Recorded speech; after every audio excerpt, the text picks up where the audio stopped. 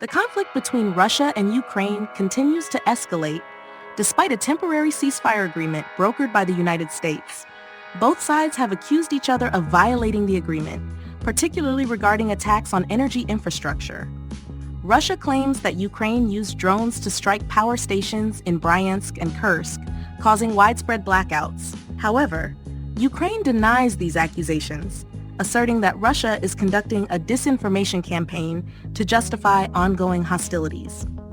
Additionally, an agreement to ensure maritime safety in the Black Sea has been reached, but Russia has set conditions demanding the lifting of sanctions on its agricultural bank and access to the SWIFT international payment system. Ukrainian President Volodymyr Zelensky opposes easing sanctions, arguing that Russia is prolonging the war. Meanwhile, intense attacks continue. Russia recently carried out its largest drone assault on Kryvyi Rih, Zelensky's hometown, destroying multiple civilian infrastructure facilities. While no casualties were reported, the level of destruction was significant. The United States remains engaged in dialogue with Russia, but there are no clear signs of progress toward a lasting peace agreement. If a long-term solution is not reached, the war may persist, leading to greater instability. Despite ceasefire efforts. Despite ongoing peace negotiations, the Russia-Ukraine conflict remains highly volatile. The United States has been facilitating diplomatic talks in Saudi Arabia, aiming for a 30-day temporary ceasefire.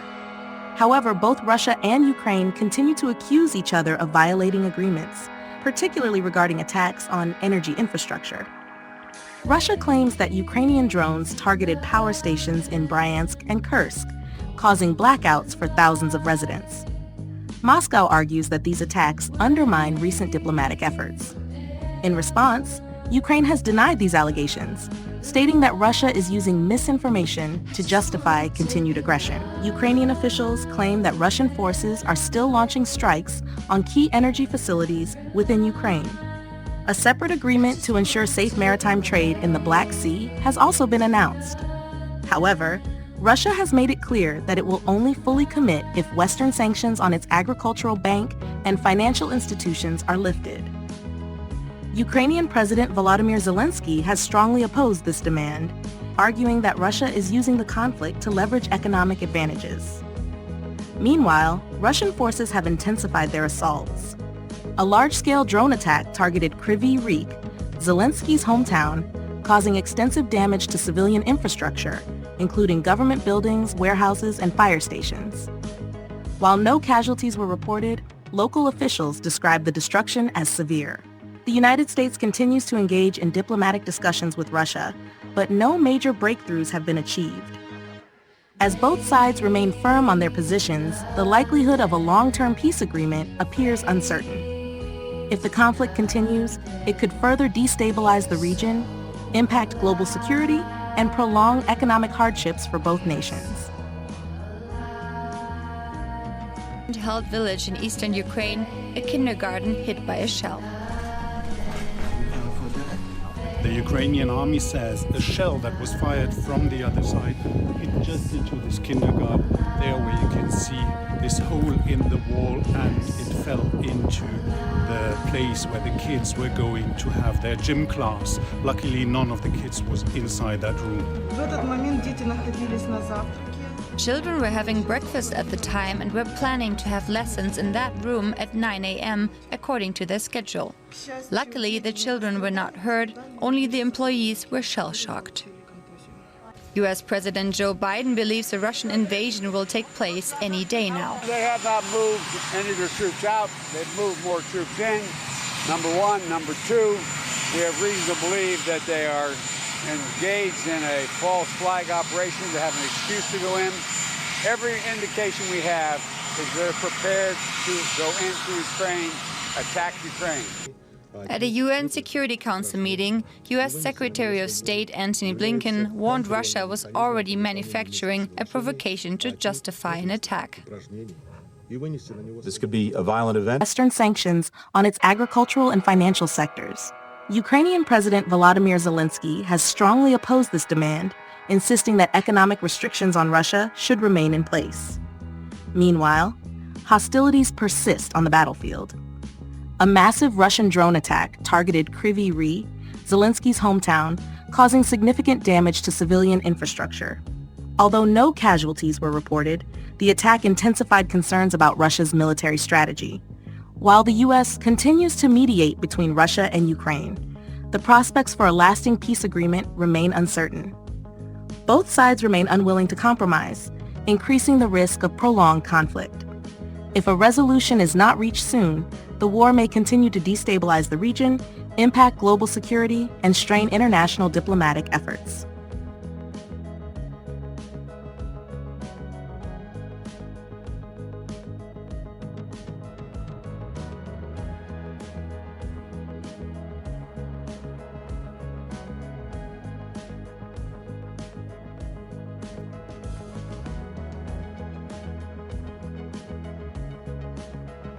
There's no escape from Mariupol.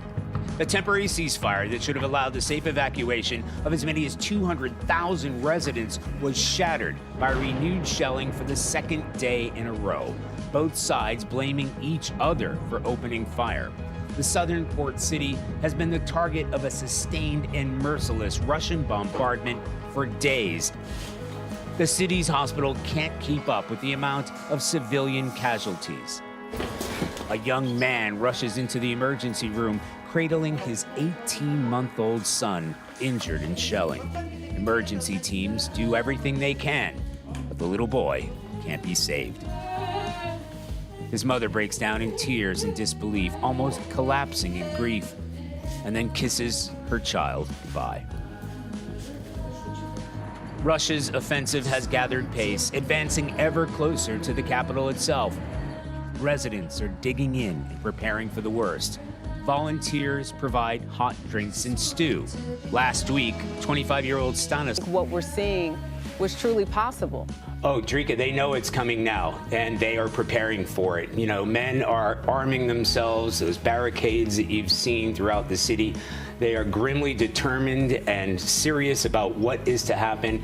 The volunteers are all pitching in terms of trying to get food, Molotov cocktails to the front line. So they are all digging in, and they really feel like it's just a matter of days before Russian forces are encroaching on this city. Charlie D'Agata in Key for us. Thank you.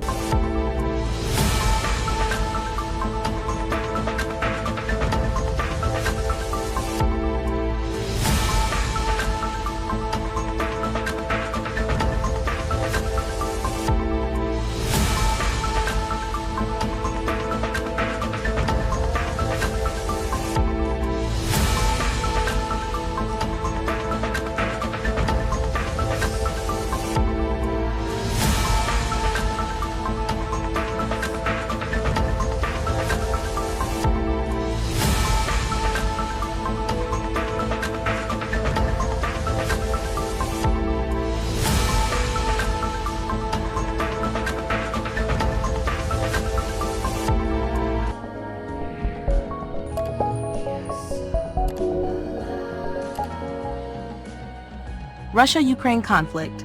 Ceasefire talks continue amid escalating tensions.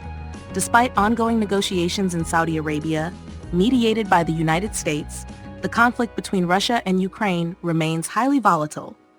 While both sides have agreed in principle to a temporary 30-day ceasefire, ongoing military operations and deep-rooted disagreements threaten its implementation. Russia continues to assert its control over 4 annexed provinces, refusing to make territorial concessions. Meanwhile, Ukraine remains resolute in defending its sovereignty and demands a complete withdrawal of Russian forces. This fundamental clash of interests has made it difficult to finalize a ceasefire agreement. A key issue in the negotiations is the targeting of energy infrastructure. Ukraine has launched long-range missile and drone attacks deep inside Russian territory, striking key power facilities.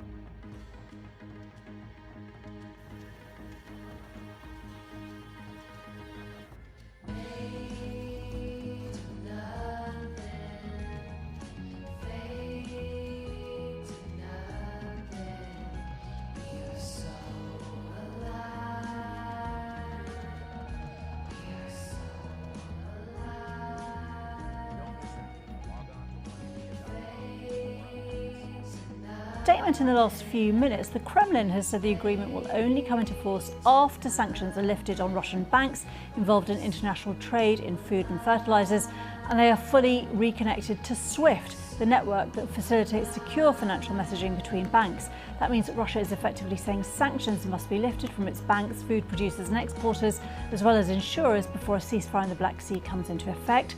Both sides would also end strikes on each other's energy facilities. The US has been in talks with Ukraine and Russia and Saudi Arabia for the last 3 saying no only if sanctions are lifted.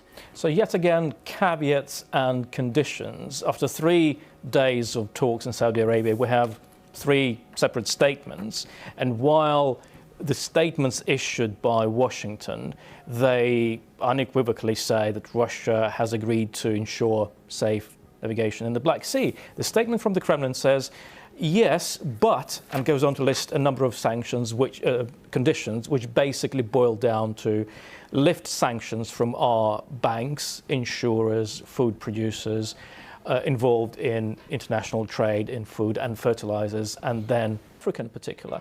And that's why they spent the whole of yesterday, really, 12 hours talking about this, apparently. And that's why this first step, the ceasefire, if it ever happens, it can be seen as the first step towards a more comprehensive ceasefire.